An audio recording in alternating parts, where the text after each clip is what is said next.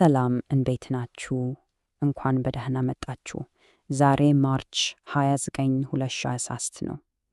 በዛሬው ዝግጅታችን በጣም ከባድ ግን መነገር ስላለበት አንድ ርዕስ ጉዳይ ላይ እናተኩራለን። እድገት በሚል ስም ስለሚከፈል መስዋዕትነት እናያለን። ወደ ዋና ጉዳይ ከመግባታችን በፊት ግን አንድ ነገር ላስታውሳችሁ። የዚህን ትንታኔ ሙሉ ዘገባ እና ሌሎች በርካታ መረጃዎችን በአዲሱ ድረገጻችን www.samael.inc ላይ ማግኘት ትችላላችሁ። እንዲሁም ዝግጅቶቻችንን በስፖቲፋይ፣ በአፕል ፖድካስት እና በሌሎችም መተግበሪያዎች ላይ ማዳመጥ ትችላላችሁ። የከንቲቻ አፈር እየተመረተ ብቻ አይደለም መስዋዕት የሆነ ነው። ይሄ አባባል ዛሬ የምንመረምረውን እውነት በደንብ አድርጎ ነው የሚያስቀምጠው። እዚህ ላይ እስቲ ቆም ብለን እናስብ።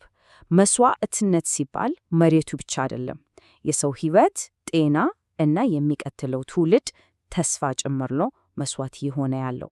እሺ ታዲያ ታሪኩ ከየት ነው የሚጀምረው? የሚጀምረው በቁጥር ወይም በስታቲስቲክስ አይደለም። የሚጀምረው በኢትዮጵያ ጉጂ ዞን ውስጥ በሚገኝ አንድ ወንዝ ነው።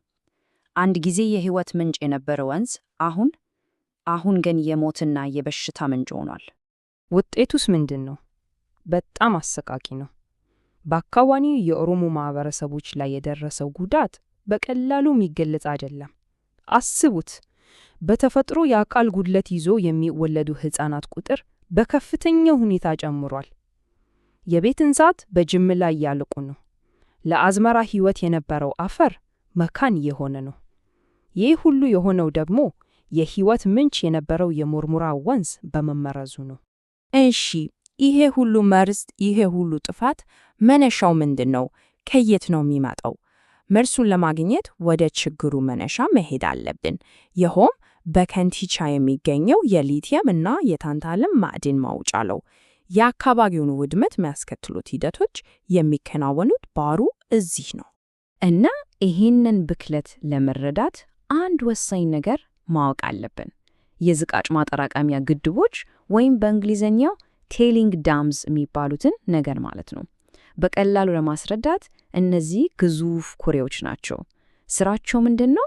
ማዕድናት ከአለቱ ከተለዩ በኋላ የሚቀረውን እጅግ በጣም መርዛማ የሆነ ኬሚካል የያዘ ዝቃጭ ማጠራቀም ነው። በትክክል ካልተያዙ ለአካባቢው ትልቅ የጊዜ ቦምብ ናቸው ማለት ነው። እዚህ ላይ የሚገርመው ነገር በከንቲቻ ከሚወጣው አለት ውስጥ የሊቲየም ይዘቱ 0.78% ብቻ መሆኑ ነው። አዎ፣ ከምታዩት ግዙፍ አለት ውስጥ ሊቲየሙ ከ1%ም ያነሰ ነው።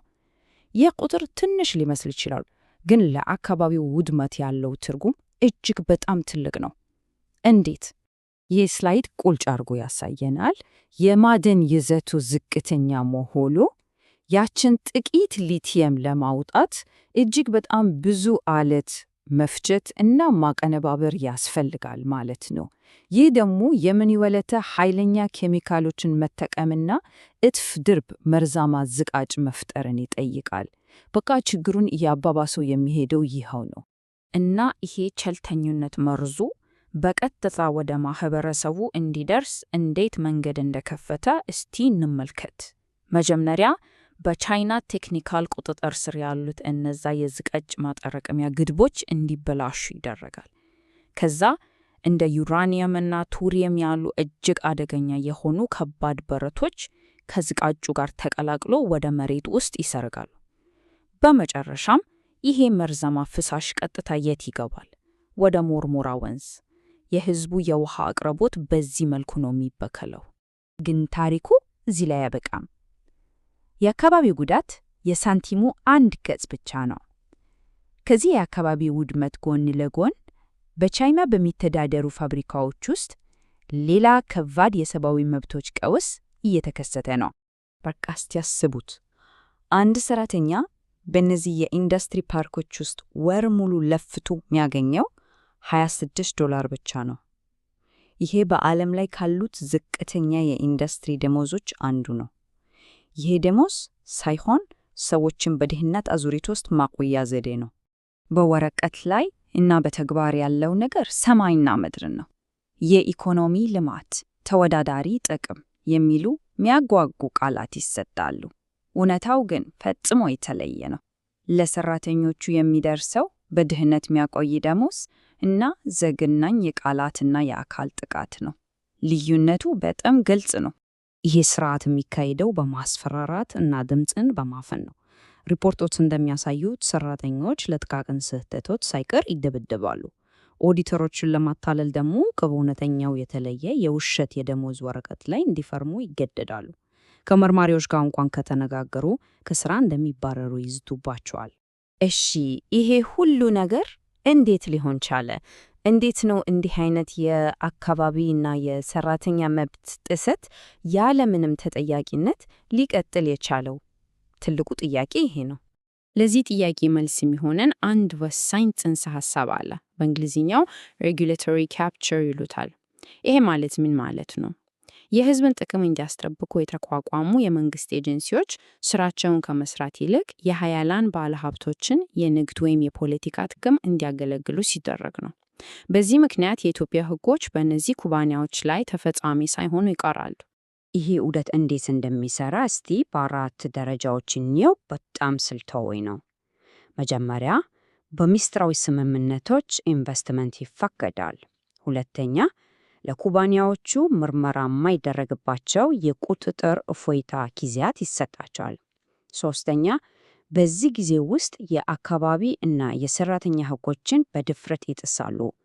በመጨረሻም የአካባቢው ማህበረሰቦች ተቃውሞ ሲያሰሙ የልማት ተቋሚ ተብለው ድምጻቸው ይታፈናል። ስለዚህ ይህን ሁሉ ስናይ የምንረዳው ነገር ምንድን ነው?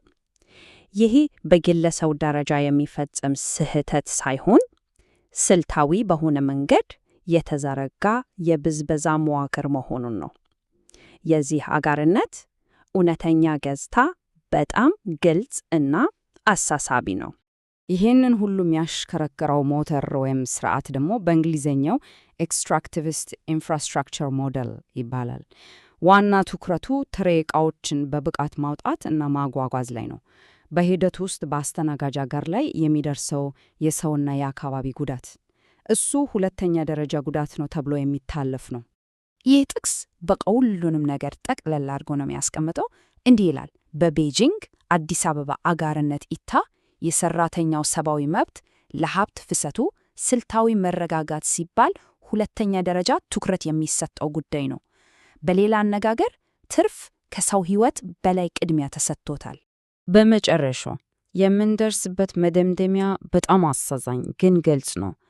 ኢትዮጵያዊው ሰራተኛ እና የኢትዮጵያ መሬት እንደፈለጉ ተጠቅመው ሊጥሏቸው የሚችሉ ተራ ግብዓቶች ተደርገው እየተያዩ ነው። እናም ይሄ ሁሉ ነገር በልማት ስም ነው የተደረገው። ይህም ወደ መጨረሻው እና ትልቁ ጥያቄ ያደርሰናል። የአንድ ሀገር ሀብት ሲለማ ልማቱ ለማን ነው? ይህንን ጥያቄ እያሰባቸው እንድትቆዩ እጋብዛለሁ።